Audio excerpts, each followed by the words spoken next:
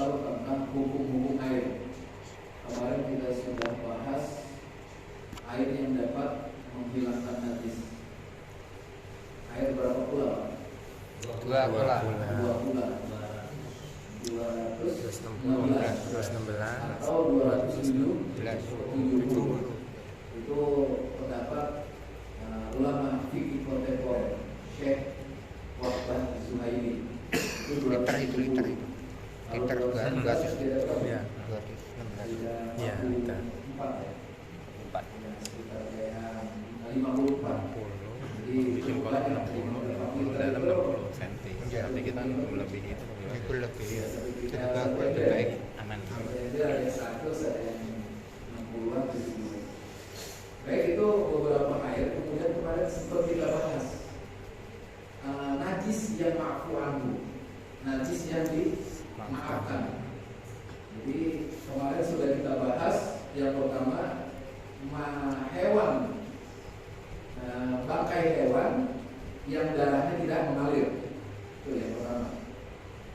Kemudian najis yang tidak dapat dilihat jelas, tidak nampak, sulit untuk dibuktikan karena saking kecilnya, sebagaimana lalat kemarin.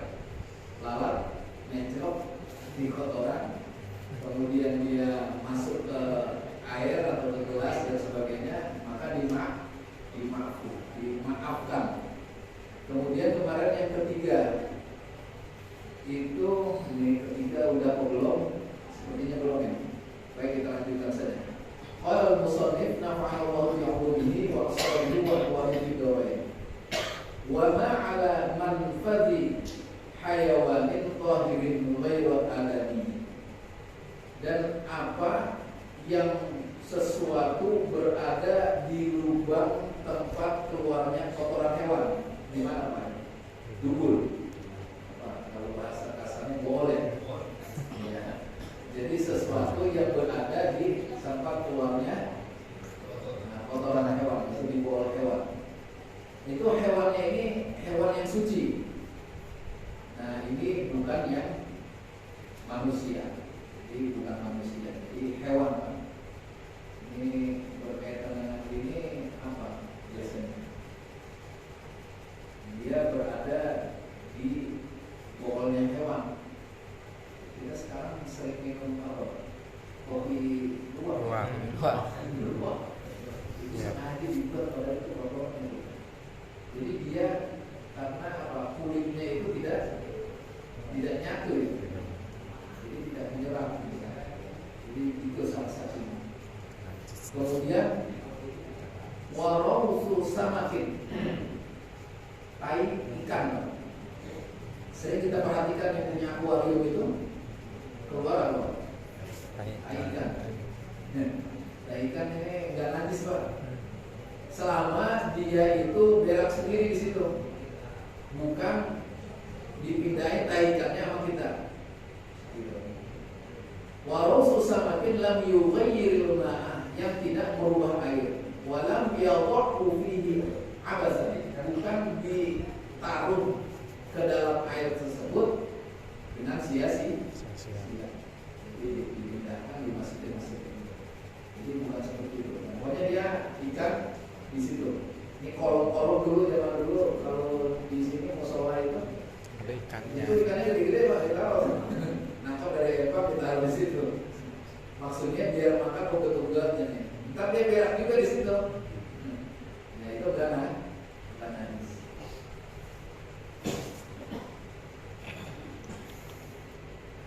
Wa ma yamasul asalu minal huwaratil lati tuj'alu min rawtin. Yamas itu masun, jadi disentuh. Jadi sesuatu yang disentuh oleh madu. Di contohnya minal huwaratil lati tuj'alu min rawtin, seperti sarang lebah yang dibuat dari kotoran hewan. Jadi mungkin awalnya itu bikin sarang, di situ nyentuh ada kotoran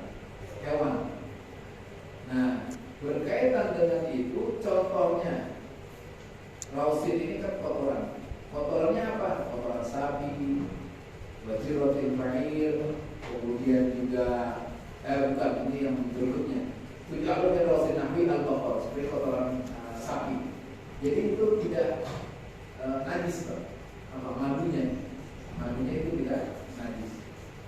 Apalagi sapi ini awalnya ya, Pak, itu pasti dia mencari sesuatu yang terbaik. Itu sifat alaminya tawon. Maka berkaitan dengan madu ini yang bersentuhan menyentuh dengan kotoran hewan, contohnya sarangnya dia, terus ada madunya bersentuhan dengan kotoran. Apakah sarangnya itu dibuat dari kotoran, sebagian ada yang dari kotoran, atau dia ada temboknya itu kotoran, gitu. Itu tidak najis. Kemudian wajirrotil ba'ir, jirroh itu hewan biasanya munyah. Kalau bahasa kita, anak kecil dimamah sama ibunya, dikunyain terus masukin, disuapin dari kunyahan ibunya, makanya dimamah itu kan, makanya bahasanya mama. Itu kunyahan dari hewan itu tidak, di sini adalah onta, itu tidak najis. Ini kan onta itu kalau di Arab itu sampai ada hadis yang berkaitan dengan baunya onta itu, Pak. Jadi daging onta apakah najis atau tidak, atau membatalkan wudu, itu sampai ada bahasan itu, Pak. Karena saking permus bahasa kita dia, saking permusnya itu sampai mengatakan seperti itu. Nah ini maka pembahasan ini berkaitan dengan kunyahannya, mamahan daripada kita pegang itu apakah najis atau tidak, itu tidak. Wa ulhiqa bihi famu majtaru min waladil qalb. Diperumpamakan dari itu juga, ya, diambil contoh berkaitan dengan itu seperti mulut yang mengunyah sesuatu seperti apa? Waladi baqari wadhani idzal taqama akhlaqa ummi.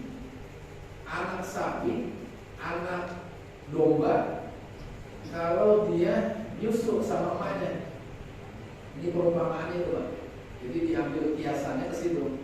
Ini kan kalau dia ngunyah sama ngunyah makanan itu, dia mengunyah apa? Susu. Nah, ini kan dia tidak najis gitu. Jadi diumpamakan dengan anak sapi dan anak domba saat dia mengunyah tete daripada ibunya. Wa famus sobiyi tanah jasa. Ini tentang mulut anak kecil, bayi yang dia ada najis di mulutnya, Pak. Ya, kita nggak tahu, mungkin namanya anak kecil kadang-kadang taiknya sendiri nyampe sini, Pak. Lagi tidur ya, kan itu biasa tuh. Kadang-kadang dia nggak tahu taiknya jadi makan juga, kadang-kadang orang tuanya kebangetan. Pergi kelamaan akhirnya. Nah, tapi ini gambarannya anak kecil yang di mulutnya itu adalah najis. Summa ghoba, kemudian najis itu hilang. Yang tak hilangnya kemana? Waktu bila toharuhu, kemudian dimungkinkan dia menjadi suci, jadi bersih maksudnya, nggak ada najis. Kafamil hirro, perumpamaan ini seperti mulutnya kucing.